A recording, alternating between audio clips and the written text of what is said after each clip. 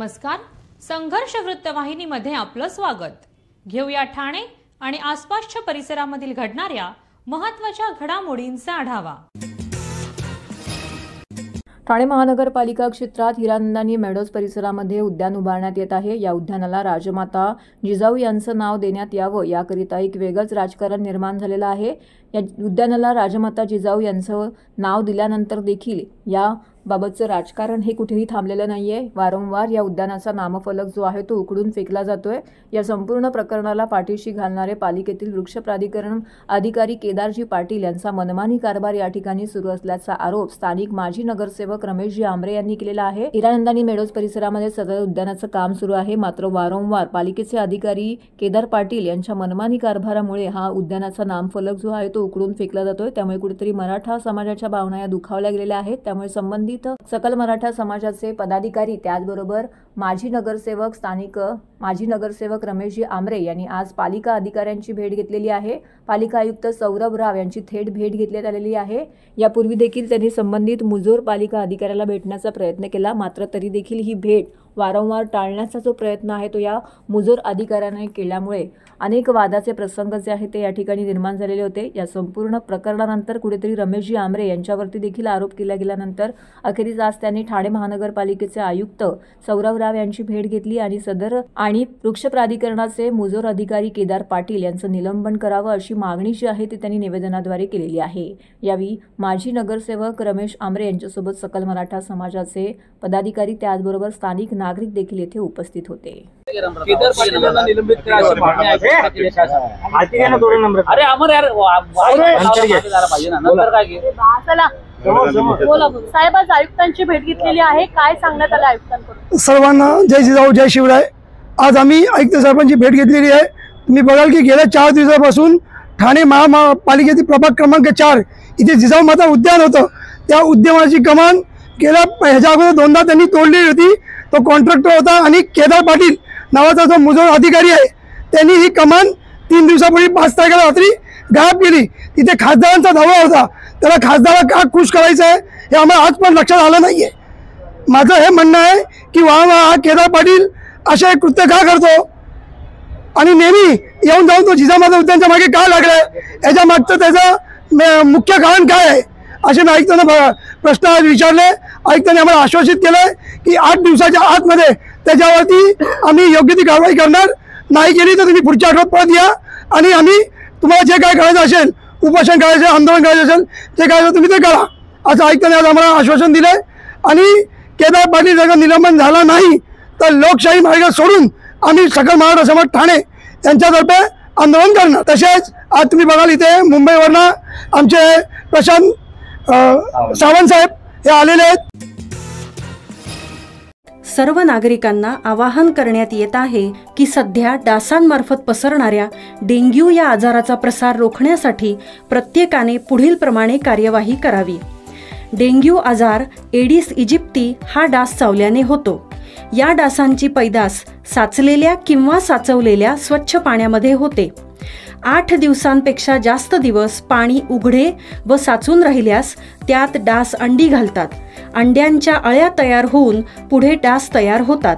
यासाठी आपल्या घरातील पाणी साठे उदाहरणार्थ बॅरल्स, पिंपे, टाक्या, हौद, रांजणे इत्यादी दर आठवड्याला रिकामे करून घासून पुसून कोरडे करून पुन्हा भरावे।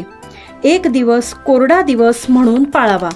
पाणी साठ्यांना घट्ट झाकणे बसवावीत किंवा जुनी साडी, चादर, धोतर यांनी बांधून झाकून ठेवावीत, म्हणजे डास त्यात जाऊन अंडी घालणार नाहीत। घराच्या गच्चीवर, आजूबाजूला, अंगणात कोठेही पाणी साचू देऊ नये। भंगार सामान उघड्यावर टाकू नये, उदाहरणार्थ टायर्स, प्लास्टिक सामान, कुंड्या, टाकाऊ वस्तू इत्यादी। अशा सामानात पावसाचे पाणी साठून त्यात डेंग्यूच्या डासांची पैदास होते। घरातील कूलर्स, फ्रीजच्या पाठीमागील ट्रे हे देखील वेळोवेळी कोरडे करावेत। लक्षात ठेवा, नुसत्या फवारणीने डास घनता कमी होत नाही, तर त्यासाठी डास पैदास ठिकाणे नष्ट करणे ही आपल्या सर्वांची जबाबदारी आहे। कोणताही ताप अंगावर न काढता जवळच्या शासकीय रुग्णालयात मोफत औषधोपचार घ्या। अशा प्रकारे नागरिकांनी सहकार्य केल्यास डेंग्यूचा प्रसार रोखणे सहज शक्य आहे.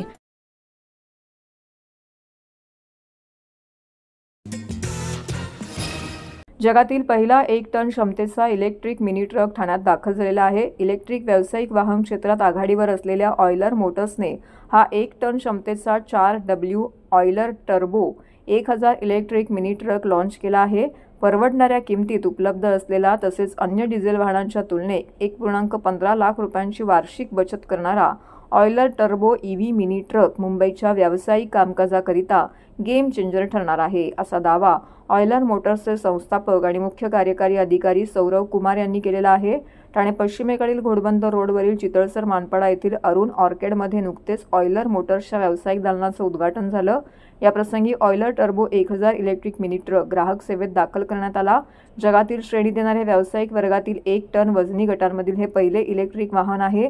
सुरक्षितता, वेग आणि पेलोडवर तडजोड न करता वाहन चालकाला आत्मविश्वासाने रस्ते हाताळण्यास सक्षम करते. टर्बोमध्ये CCS2 फास्ट चार्जिंग क्षमता असून सार्वजनिक चार्जिंग स्टेशनवरती केवळ 15 मिनिटात चार्जिंग होणार आहे. त्याची किंमत अनुक्रमे 5,99,999 पासून सुरू होते. इच्छुकांनी 49,999 रुपये डाऊन पेमेंटसह महिना 10,000 रुपयांचे सोपे EMI हा पर्याय देखील उपलब्ध असल्याचं वनी रिकी मेहरा यांनी सांगितलं आहे.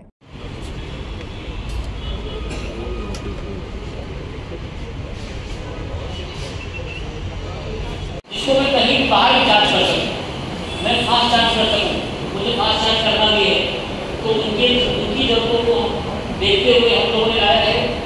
सर देखिए, ऑयलर जो है, हमने पहले ऑयलर हाईलोड EV लेके आए.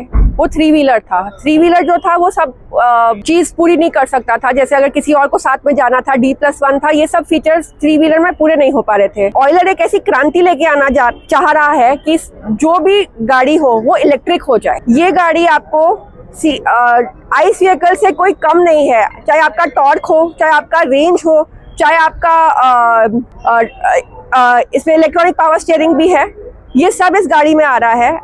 Range of we are starting with 140 kilometres range and it is starting at a very attractive price of 5.99 lakh. ये है कि जो सोच रहा था कि EV महंगी है, हम उसका ये वहम तोड़ना चाह रहे हैं. ये नया प्रोडक्ट है ऑयलर EV टर्बो EV 1000, जो ऑयलर ने 22 सितंबर को पैन इंडिया लॉन्च किया है. आज हम इसको मुंबई में लेके आ रहे हैं. हमारा एक ही कहना है कि कमाई ज्यादा, खर्चा कम, बिजनेस चलेगा टन टनाटन. ठाणे महानगरपालिकेच्या पाणी विभागातील कंत्राटी कर्मचाऱ्यांनी गेली अनेक वर्ष किमान वेतनही दिलं जात नसून त्यांची आर्थिक पिळवणूक करणाऱ्या कंत्राटदाराला काळ्या यादीत टाकण्याची मागणी आमदार संजय केळकर यांनी केलेली आहे. भाजपाच्या कोपट येथील कार्यालयात आयोजित जनसेवकाचा जनसंवाद या कार्यक्रमात पाणी विभागातील कंत्राटी कर्मचाऱ्यांनी आमदार संजय केळकर यांची भेट घेतली. या भेटीत कर्मचाऱ्यांनी कंत्राटदाराकडून होत असलेल्या आर्थिक शोषणाची व्यथा मांडली. या विभागात सुमारे 140 कंत्राटी कर्मचारी असून ते मीटर रीडिंग करणे, पाण्याची देयके वितरित करणे अशी कामं गेली 4 वर्ष करत आहेत. मात्र महापालिकेने दिलेल्या कार्यादेशानुसार आणि करारानुसार कर्मचाऱ्यांना किमान वेतन 32,000 रुपये देणं बंधनकारक आहे. मात्र कंत्राटदार कर्मचाऱ्यांना दरमहा अवघे 12,000 रुपये वेतन देत असून कर्मचाऱ्यांची उर्वरित रक्कम हडप केली जाते. या विभागातील कंत्राटी अभियंत्याला 40,000 रुपये वेतन देणं बंधनकारक असून त्यांनी अवघे 15,000 ते 17,000 रुपये वेतन दिलं जातं. दरमहा लाखो रुपये हडप होत असतानाही हे कर्मचारी दबावाखाली निमूटपणे काम करत आहेत. याबाबत बोलताना आमदार संजय केळकर यांनी म्हटलं की कंत्राटदार या कामगारांना किमान वेतनापासून वंचित ठेवत असून हे आर्थिक शोषण आहे. या कंत्राटदाराला आधी काळ्या यादीत टाकण्यात यावे, या कर्मचाऱ्यांना किमान वेतन देण्यात यावे. कर्मचाऱ्यांचे हडपलेले वेतन वसूल होईपर्यंत मी पाठपुरावा करणार आहे. अधिकारी आणि कंत्राटदाराच्या संगनमताने ही लूट गेली 4 वर्ष सुरू आहे. अशा कंत्राटदारांवरती गुन्हे दाखल करून त्यांना तुरुंगात खडी फोडायला पाठवायला हवे, असं मतही केळकर यांनी व्यक्त केलं आहे. अनेक या शहराचे आणि शहराबाहेरचे, आता तर माझ्याकडे बोईसर पालघरचे पण आले होते लोक. खूप समस्या आहेत, त्या निराकरण करण्याचा प्रयत्न आमच्या या उपक्रमातून आम्ही करतो. आज मोठ्या संख्येने कामगार पण आले. महानगरपालिकेमध्ये जे पाणी खात्यामध्ये काम करत आहे, किती शोषण असू शकतो याचा उत्तम नमुना आहे. ही कामगार पाणी खात्यामध्ये मीटर रीडर म्हणून, बिलं टाकण्याकरता म्हणून कॉन्ट्रॅक्टवर काम करतात आणि हे सगळे जे कॉन्ट्रॅक्टर आहेत ना, यांना बेड्या घातल्या पाहिजे, यांच्यावर गुन्हे दाखल केले पाहिजे. वर्क ऑर्डर त्यांना ज्या अमाऊंटची आहे त्या रकमेप्रमाणे यांना पगार द्यायला पाहिजे. तो पगार तर दिला जात नाही आणि त्यांच्याकडनं काम करून घेतल्यानंतर 12,000 रुपये पगार दिला जातो. मिनिमम वेजेस पण नाहीये. ही लुटमार कोण करत आहे? अधिकारी आणि ठेकेदार यांच्या संगनमताने हे गेली 4 वर्ष चालूच आहे. 140 लोक आहेत हे, आणि हे निमूटपणे कुठेतरी काम मिळतंय म्हणून आपलं कुठे बोलायचं नाही म्हणून हा पगार घेत आहे. आणि त्याच्यामुळे या ठेकेदाराला ब्लॅकलिस्ट करायला लागेल. आणि हा वर्क ऑर्डर जी आहे त्या वर्क ऑर्डर प्रमाणे जर पेमेंट दिलं जात नसेल तर उरलेली रक्कम जी आहे ती त्याच्याकडनं वसूल करेपर्यंत आम्ही पुढे पाठपुरावा करणार आहोत. नाही, हे शोषण जे आहे ते केवळ कामगारांचं नाही आहे. शेवटी कामगारांच्या मुळे ते डिपार्टमेंट जे आहे ते काम योग्य पद्धतीने करू शकतं. हे सैन्य आहे म्हणून तर काम चाललेलं आहे आणि त्यांना तुम्ही ज्याला म्हणता येईल की दुसरेपणाची तर वागणूक देता. आणि त्या पाणी खात्यामध्ये कोण पांडे म्हणून अधिकारी आहे? तो काय जावई आहे का या महापालिकेचा? ज्या पद्धतीने तो यांच्याशी वागतो हे चालणार नाही आम्हाला. आणि त्याच्यामुळे त्यांचं शोषण चालूच आहे. जनतेचं पण शोषण चालू आहे. जे गोरगरीब लोक आहेत ते काही ठिकाणी बाधित झालेत, त्यांना नवीन कुठेतरी जागा दिली पाहिजे. ज्या ठिकाणी धोकादायक इमारती झालेल्या आहेत त्या धोकादायक इमारतीच्या बाहेर लोक काढलेले आहेत गरीब लोकांना, पण त्यांना जागा परत देण्याची हमी कोण देणार? ते हे एक प्रकारचं शोषण आहे आणि हे कदापि आम्ही सहन करणार नाही. बघा, या ठिकाणी ट्रॅफिकची आहे, बिल्डरची फसवणूक आहे, SRA मध्ये भाडी मिळत नाहीत. SRA चे लोक जे आहेत ते संगनमताने 10-20 वर्ष ते प्रकल्प पूर्ण होत नाहीत त्या आहे. शेतकऱ्यांची आहे, मोबदला आहे. आता परवा चिपळूणच्या लोकांना मोबदलाच मिळाला नाही. जवळजवळ 27 लाख मोबदला पाहिजे होता. 4 वर्ष झाली त्यांना मिळत नव्हता. जागा दिली आणि मोबदला नाही. अशा अनेक विषय जे आहेत. आणि दैनंदिन शैक्षणिक विषय असतील, महापालिकेच्या सफाई कामगारांचे हक्काचे विषय असतील, हे सर्वदूर निरनिराळे विषय या ठिकाणी येतात आणि ते सोडून देणं आम्हाला कर्तव्य आहे आमचं. त्यांच्याकरता आम्ही सहकार्य करणं. कारण की ज्या पद्धतीने प्रशासन, सगळे म्हणत नाही पण ज्या पद्धतीने काही अधिकारी प्रशासनामधले मालक असल्यासारखे जे वावरत आहेत, ही यांची मालकी काढून टाकण्याचं काम जे आहे ते आम्ही पुढे याच्या पुढे करतो. हे तर आता माझ्याकडे ते लोक अजून आलेले नाहीये. पण कुठलेही असो, हे जे काही संगनमताने चालू आहे, विकासक, काही राजकीय माणसं आणि त्या ठिकाणचे दादा, ही ज्या पद्धतीने या लोकांना हुसकावून लावायचा प्रयत्न करतायत, तर त्याला कुठे ना कुठे आळा बसवायला लागेल आणि त्यांचा आवाज जो आहे तो बुलंद करण्याचं काम आम्ही निश्चितपणे करतो. नेहमीच्या व्यवहारातील भाषा सोपी आणि प्रवाही असली पाहिजे. कमीत कमी शब्दात व्यक्त होणारी भाषा समर्थ असते. कार्यालयीन कामकाजात योग्य शब्द योग्य जागी वापरून लिखाण केलं तर समोरच्या व्यक्तीला समजण्यास सोपं जातं. भाषेमध्ये जड जांभळपणा नसावा. कार्यालयीन कामकाजात मराठी भाषेचा वापर करताना अधिकारी आणि कर्मचाऱ्यांनी कायम जागरूक राहावे असं प्रतिपादन धनश्री लेले यांनी ठाण्यातील एका कार्यक्रमांतर्गत केलेलं आहे. मराठी भाषेला अभिजात दर्जा प्राप्त झाल्याच्या वर्षपूर्तीनिमित्त ठाणे महानगरपालिकेच्या वतीने महापालिका आयुक्त सौरभ राव यांच्या मार्गदर्शनाखाली महापालिका मुख्यालय आणि शाळांमध्ये अभिजात मराठी भाषा सप्ताह साजरा करण्यात आला. 3 ऑक्टोबरपासून सुरू झालेल्या सप्ताहाची सांगता महापालिका अधिकारी आणि कर्मचारी यांच्यासाठी कार्यालयीन वापरातील सोपी मराठी या विषयावरील कार्यशाळेने झाली. या कार्यशाळेत भाषेच्या अभ्यासक आणि व्याख्यात्या डॉक्टर धनश्री लेले यांनी मार्गदर्शन केले. महापालिका मुख्यालयातील कैलासवासी नरेंद्र बल्लाळ सभागृह येथे ही कार्यशाळा संपन्न झाली. उपायुक्त उमेश बिरारी यांनी या प्रसंगी डॉक्टर लेले यांचा सत्कार केला. प्रत्येक भाषेचा लहेजा वेगळाच असतो. भाषांतर करणं ही देखील एक कला आहे. भाषा लिहिणं आणि बोलणं हे सहज सोपं असल्याचं वाटतंय, मात्र सोपं लिहिणं आणि बोलणं अवघड आहे. भाषा दोन्ही अक्षरी जरी शब्द असला तरी प्रत्येक भाषेचा आवाका मोठा आहे. लेखी भाषेत विरामचिन्ह योग्य जागी वापरणं आवश्यक असतं. विरामचिन्हावरून त्या शब्दाचा भाव लक्षात येतो. आपण लिहिलेले समोरच्याला समजण्यासाठी विरामचिन्हाचा वापर होत असतो आणि हीच भाषेची ताकद आहे असंही लेले यांनी म्हटलं. ठाण्यातील दररोजची वाहतूक कोंडी, पाणी टंचाई, बेकायदा बांधकाम, अधिकाऱ्यांचा भ्रष्टाचार, क्लस्टर योजना, झालेला फज्जा, काम न करता काढलेली बिले, वाढलेली गुन्हेगारी इत्यादी प्रश्नांना ठाणेकर नागरिक अक्षरशः वैतागला आहे. या सर्वसामान्य ठाणेकरांना भेडसावणाऱ्या प्रश्नाच्या आणि ठाणे पालिकेच्या भ्रष्ट कारभाराविरोधात शिवसेना, ठाकरे गट आणि महाराष्ट्र नवनिर्माण सेना एल्गार पुकारत आहे. येत्या सोमवारी ठाणे पालिकेवरती भगवं वादळ धडकणार असून पालिका आणि एवढी वर्ष सत्तेत असणाऱ्यांचे वाभाडे काढण्यात येणार आहेत. या मोर्चाला राम गणेश गडकरी रंगायतन येथून सायंकाळी 4 वाजता सुरुवात होणार आहे. ज्या ठाणेकरांना आपले सुसंस्कृत ठाणे पुढे बघायचं आहे त्यांनी आपल्या कुटुंबासह या मोर्चात सहभागी व्हा असं आवाहन दोन्ही पक्षाच्या नेत्यांनी केलं आहे. शिवसेना आणि मनसेची ठाण्यात एकत्रित पत्रकार परिषद आज टिपटॉप प्लाझा येथे पार पडली. या पत्रकार परिषदेला शिवसेनेचे नेते माजी खासदार राजन विचारे, मनसेचे नेते अविनाश जाधव, मनसे आमदार राजू पाटील, अभिजित पानसे, शिवसेना जिल्हा प्रमुख केदार दिघे, महिला संघटक रेखा खोपकर, मनसेचे ठाणे शहर अध्यक्ष रवींद्र मोरे, शहर प्रमुख अनिश गाडवे यांसह अनेक पदाधिकारी उपस्थित होते. ठाण्यात पहिल्यांदाच दोन्ही पक्षांचा एकत्रित मोर्चा काढण्यात येणार असून दोन्ही पक्ष ताकद दाखवणार आहेत.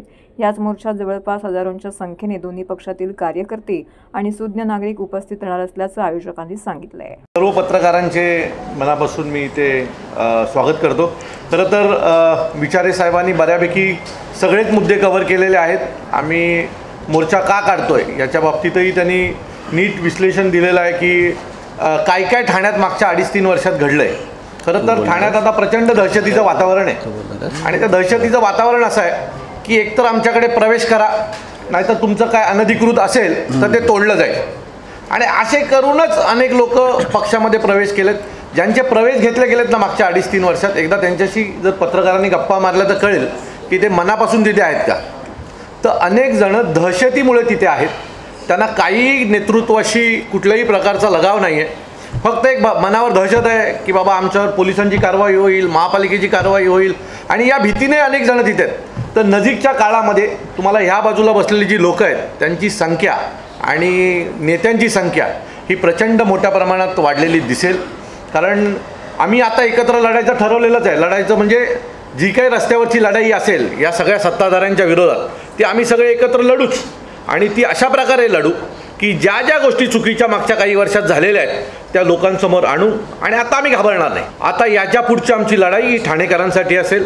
ठाण्यात होणारा भ्रष्टाचार, प्रचंड मोठा भ्रष्टाचार आहे ठाण्यात. एक काम काढलं जातं, त्याचं बिल बनवलं जातं आणि पुढच्या वर्षी पुन्हा त्याच जागेवर काहीतरी नवीन काढलं जातं. म्हणजे मागचं केलेलं पाप धुण्याचं काम देखील तेच करतात. सो 4,000 कोटीच्या महानगरपालिकेला पूर्ण बर्बाद केलेलं आहे या लोकांनी. जुने ठराव बनवतात, जुने ठराव बनवून पुन्हा निधी काढली जाते आणि कोणालाच माहीत नसतं की काय होतंय, कुठे काम होतात. काहीही ठाण्यात तशा कुठल्याही प्रकारची गोष्ट नाही. महानगरपालिका मागच्या 2.5 ते 3 वर्षात ह्या लोकांनी लुटून खाल्लेली आहे.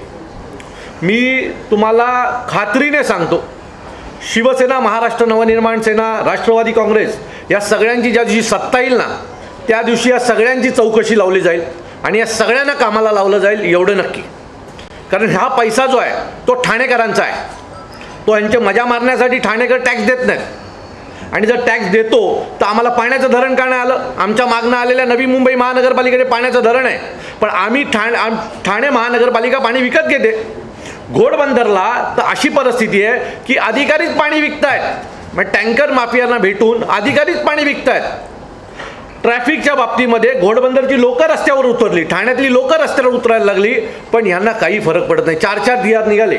शेवटचा जो जी आर निघाला त्यात रात्री 12 ते सकाळी 5 आणि सकाळी 11 ते संध्याकाळी 5 या दरम्यानच हेवी ट्रक निघेल. परवा मी उपायुक्तांशी बोललो ट्रॅफिकच्या, ते म्हणाले नाही पुन्हा जी आर बदलला आहे आणि 10 वाजल्यापासून आता हेवी ट्रक ठाण्यात येऊ शकतात. सो यांचं कोणाशी एकमेकांशी कुठल्याही प्रकारचं तालमेल नाही. फक्त दहशत करणं, दहशतीच्या जीवावर सगळं खपवून घेणं, याच्या पुढे ते आम्ही खपवून घेणार नाही. आणि या सगळ्याच्याच विरोधात येत्या सोमवारी 13 तारखेला संध्याकाळी 4 वाजता गडकरी रंगायतन ते ठाणे महानगरपालिका असा महाराष्ट्र नवनिर्माण सेना आणि शिवसेना या पक्षाचा एक मोठा मोर्चा होईल. आणि हा पहिला मोर्चा नसेल तर असे अनेक मोर्चे भविष्यात आमच्याकडनं निघतील. याच्या पुढचे सर्व आंदोलनं ही आम्ही एकत्र करू आणि ठाणेकरांना जागृत करण्याचं काम आम्ही करू. पुढची निवडणूक ही पैशावर होणार नाही. पुढची निवडणूक ही कामावर होईल. आम्ही मांडलेल्या भ्रष्टाचारांच्या मुद्द्यावर होईल आणि आम्हाला माहिती आहे की ठाणेकर पूर्ण ताकदीने आमच्यासोबत उभे राहतील. धन्यवाद.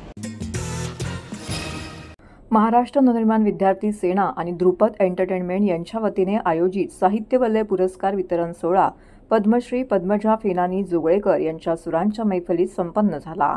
प्रबोधनकार ठाकरे साहित्य गौरव पुरस्काराने यावेळी लेखक श्रेष्ठ पत्रकार श्रीकांत बोजेवार यांचा सन्मान देखील करण्यात आला. साहित्य क्षेत्रात उल्लेखनीय कामगिरीचा गौरव करण्यासाठी दरवर्षी दिला जाणारा साहित्य वलय पुरस्कार 2025 सोहळा गडकरी रंगायतन येथे महाराष्ट्र नवनिर्माण सेनेचे नेते अमित ठाकरे यांच्या प्रमुख उपस्थितीमध्ये तसेच मनसेचे नेते अभिजित पानसे, दिग्दर्शक कवी विजू माने, अभिनेता सुयश टिळक, रवींद्र मोरे, आयोजक मनवीचे सरचिटणीस संदीप पाचंगे व साहित्य विश्वातील मान्यवर यांच्या उपस्थितीत संपन्न झाला। कार्यक्रमाच्या अध्यक्षस्थानी पद्मश्री पद्मजा फेनानी जोगळेकर होत्या। यावर्षीपासून दिला जाणारा प्रबोधनकार ठाकरे साहित्य गौरव पुरस्कार लेखक ज्येष्ठ पत्रकार श्रीकांत बोजेवार यांना रोख रक्कम, मानपत्र आणि सन्मानचिन्ह देऊन अमित ठाकरे यांच्या उपस्थितीमध्ये देण्यात आला आहे। सोहळ्याच्या पूर्वार्धात पद्मजा फेनानी जोगळेकर यांचं गायन आणि त्यांचे शिष्य कवी संगीतकार ऋग्वेद देशपांडे यांनी साहित्यिक संवाद साधला। सोहळ्याचे सूत्रसंचालन मानसशास्त्रज्ञ पूजा देशपांडे यांनी केले। यावर्षी सारंगीचे सूर या काव्यसंग्रहासाठी दीपक माचडो यांना साहित्य पदार्पणासाठी सन्मानित केले गेले, तर सर्वोत्कृष्ट कादंबरी म्हणून सवाष्ण या पुस्तकासाठी डॉक्टर शमा गोवर्धन शेलारे, सर्वोत्कृष्ट स्त्रीवादी साहित्य विभागामध्ये विद्यापोळ जगताप यांना बायग या साहित्य कृतीसाठी, तर कथासंग्रहासाठी वर्जितमध्ये या कथासंग्रहाचे लेखक सुरेंद्र दरेकर पुणे यांना सन्मानित करण्यात आलेला आहे। यांचं अनेक विविध साहित्यप्रेमींना त्याचबरोबर लेखकांना या ठिकाणी पुरस्कार देऊन त्यांचा सन्मान करण्यात आला आहे।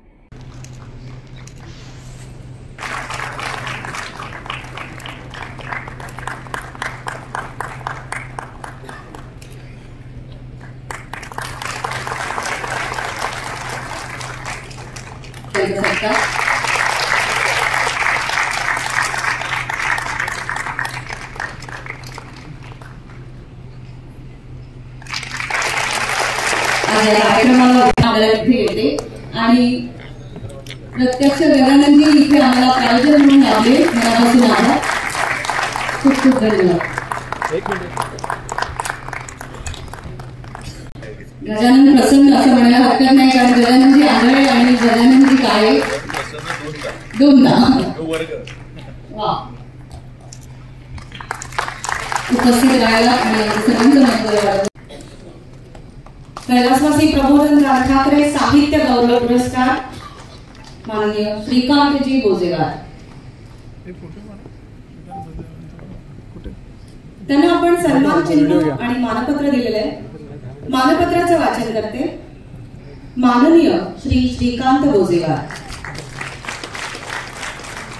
ज्येष्ठ पत्रकार, लेखक, समीक्षक आणि आपल्या लेखणीतून कधी समाजाला, कधी व्यवस्थेला चिमटे काढत, तर कधी माणसातील सत्सद विवेक बुद्धीला आवाहन करत त्याला जाग करणारे प्रसिद्ध स्तंभलेखक श्रीकांत बोरेकर इथून आलेले आहेत। खूप खूप अभिनंदन।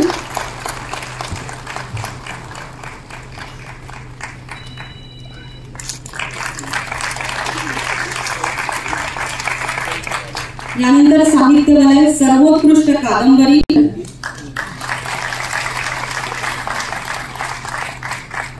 जुन्नर येथून आलेले आहेत। सर्वोत्कृष्ट कादंबरी, सर्वोत्कृष्ट स्त्रीवादी साहित्य पुस्तक आहे बायग, विद्यापोळ।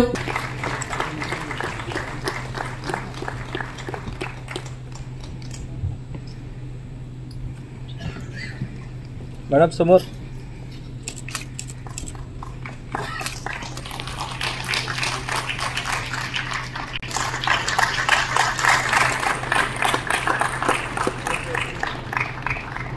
खूप खूप अभिनंदन।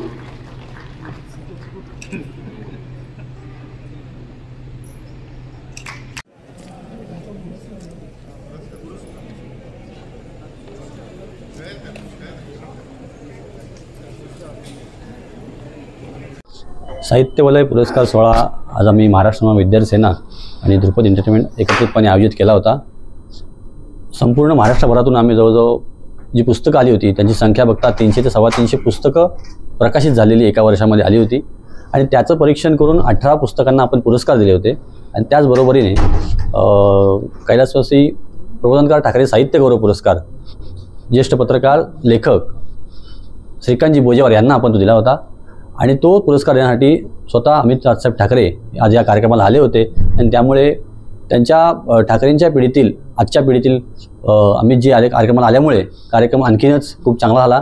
त्याचबरोबर पद्मश्री पद्मजा फेनानी जोगळेकर यांचा गायनाचा कार्यक्रम देखील आज या ठिकाणी सर्वांनी अनुभवला मगाशीच मी तुम्हाला सांगितलं की मनसेकडून नेहमी खटाकचाच आवाज येतो, पण आज सगळ्यांना सुमधुर गाणी देखील ऐकायला मिळाली.